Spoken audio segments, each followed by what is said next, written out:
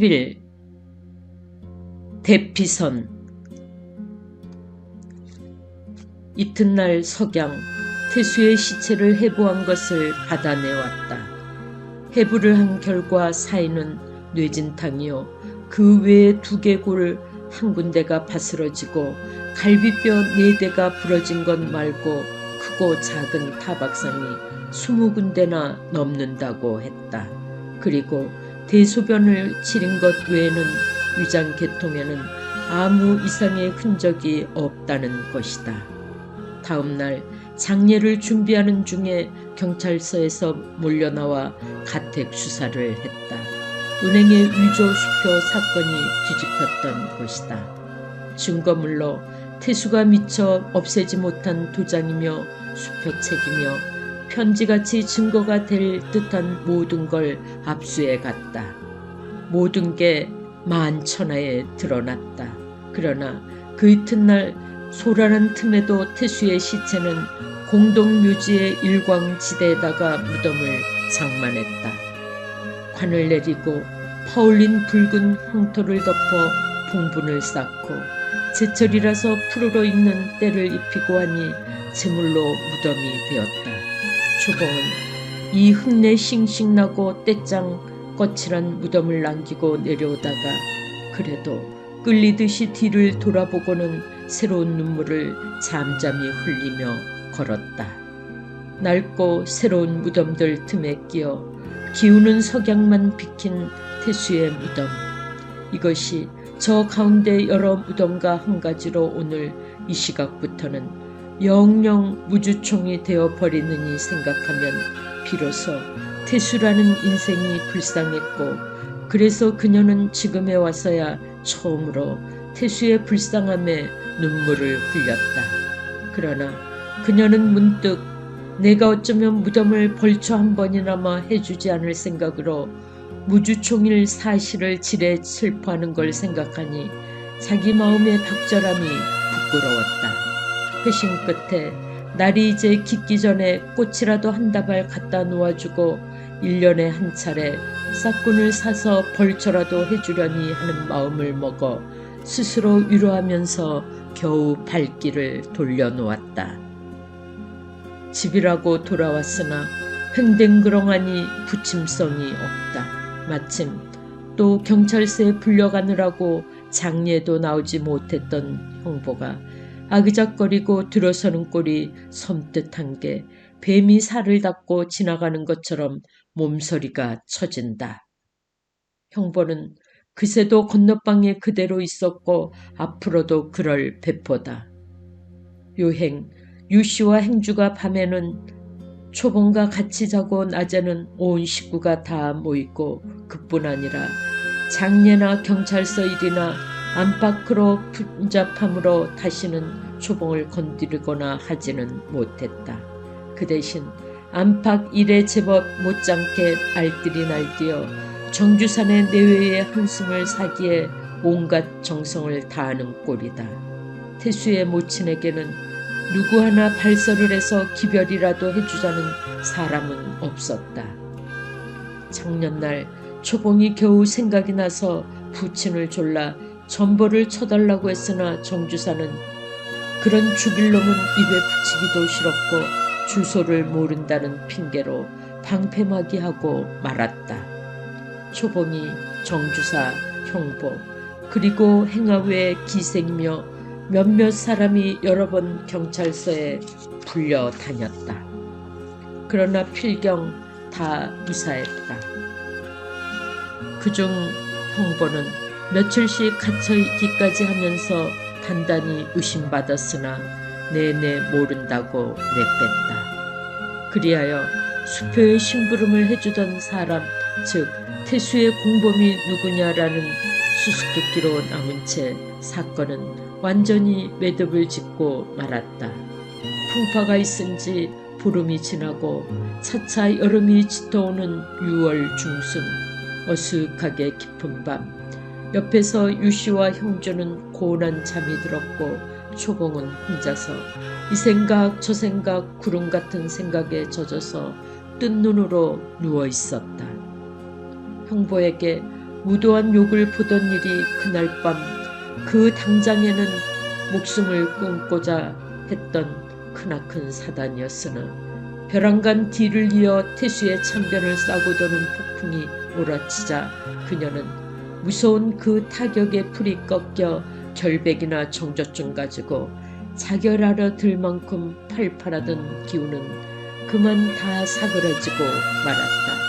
하루아침에 사람이 늙어버렸다고 할지 아무튼지 그러고서 인제 와서는 이것이고 저것이고 간에 지나간 일이 남의 일처럼 아프지 않고 곧잘 애를 사귈 수가 있었다. 물론 결혼 전의 고민으로부터 시작하여 태수와 결혼하던 것이며 아무 멋은 모르겠어도 그다지 불행하지 않았던 열흘 동안의 신혼생활이며 그동안 흉악한 인간 형보에게 겁탈당하던 일, 태수의 불의의 지병과 뒤미쳐 탄로난 온갖 협잡, 이리하여 마침내 곱던 무지개처럼 쓰러진 환멸, 이렇게 추워 들어온다면 헛짚은 생의 첫걸음이 두루 애달프고 분하고 원망스럽고 하지 않은 것은 아니었으나 결국 그 순간이 지난 뒤에는 막연해서 마치 언사를 만지기에 신경이 아프다 말고서 질에 지쳐 쓰러져 버린 소치일 것이다. 지나간 일이 그렇듯 얼얼하기나 할 뿐이지 모질게 결리거나 아프지 않은 것이 다행이어서 그녀는 모든 걸 옛말대로 일장의 꿈으로 돌리고 깨끗이 잊어버리려고 했다. 미상불 꿈, 그대로 허망했던 것도 사실이다. 지나간 일은 그러므로 그럭저럭 해서 씻어 넘길 수도 있고 잊어버릴 수도 있지만 되어가는 대로 내던져 두거나 걱정하지 않고서 지내거나 할 수가 없도록 절박한 것은 닥쳐오는 앞일이다. 지나간 일이야 마음 하나 둘러먹는 대로 어떻게든 저렇게든 단념이 되지만 앞일에는 신중한 계획과 한 가지로 행동을 가져야 할 테니 말이다. 그리하여 그녀는 벌써 열흘을 더 넘겨두고 밤이면 잠을 잊고 누워서 장차 어떻게 자기 한 몸을 가눌 것인가, 어떻게 하면 억울하게도 짓밟혀버린 내 일생을, 아까운 내 청춘을 잘 다시 추올려 나도 남처럼 한 세상을 살아보도록 할 것인가 두루두루 궁리에 자지러져 있는 잠이다. 훤히 밝기만 한 50와트 전등불을 눈도 아파하지 않고 간절히 바라보면서 모로 누워있는 초봉은 때와 공간을 완전히 잊어버리고 다만 머릿속에서만 뜬 생각이 두서없이 오고 가고 한다. 옆에서 모친 유씨와 형주가 더불어 가끔 몸을 뒤치기는 해도 딴 세상 사람같이 깊은 잠이 들었다. 땡땡 마루에서 시계치는 소리가 네 번째 나고 그친다. 초봉은 시계치는 소리에 비로소 제정신이 들어 그렇다면 군산을 떠나야지 하면서 놀란 사람처럼 벌떡 일어나 앉는다. 그리 서두른 폼이 방금 혼잣말을 하던 대로 당장 옷을 차려입고 뛰쳐나갈 듯 했다. 불쾌한 기억이 자신도 자신이려니와 남의 이목의 부끄러움이 오래오래 가시지 않을 이 군산바닥이 너무나 싫었다. 더구나 형보놈이 있어서 위험하다 하는 눈치가 앞으로 수월찬이 성가실 것 같다. 서울이면 좋을 것이다.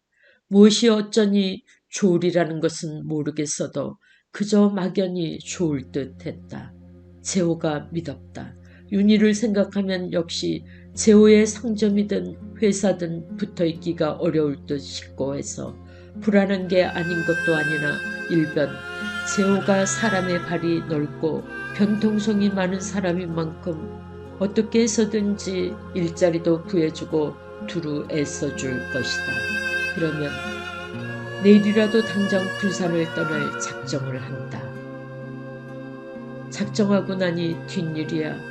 그때 당해보기로 하고 우선은 마음이 거뜬하여 한숨이 한꺼번에 시원하게 내쉬어진다. 하다가 생각하니 서발 막대기 내둘러야 개 하나 걸릴 것 없고 콕콕 불어대는 듯이 말짱한 친정을 그대로 두고 훌쩍 떠나기가 마음에 걸린다. 그러나 그렇다고 내가 이 바닥에서 직업을 얻기도 쉽지 않거니와 그러기도 싫은걸. 항차 어려운 친정집에 내 한 입 더 얹어놓고 우두커니 앉아있을 수는 더욱이나 없는 노릇이다. 차라리 내가 서울로 가서 차차 무슨 도리를 차리기로 하자. 친정일도 그걸로 걱정이나 하고 있어도 별 도리가 없다. 이만치 요령만 하고 나니 다시는 더 들여다보이는 것도 없이 아침에 책상 앞으로 다가앉아서 모친한테 편지를 몇 자 적는다. 편지 사연은 마음이 울적하여 서울로 가서 다시 편지도 하겠지만 집을 세우느라고 낸 보증금 50원을 도로 찾고 또 살림도 갓 나가는 것을 모두 팔고 해서 가용에 보태 쓰라고. 그리고 내가 서울로 간 종적은 아무에게도 말하지 말라고 끝에다가 긴히 당부했다. 편지를 다 쓴 뒤에 반지 2개를 뽑고 팔걸이 시계를 풀고 해서 편지와 같이 봉투 속에 집어넣었다.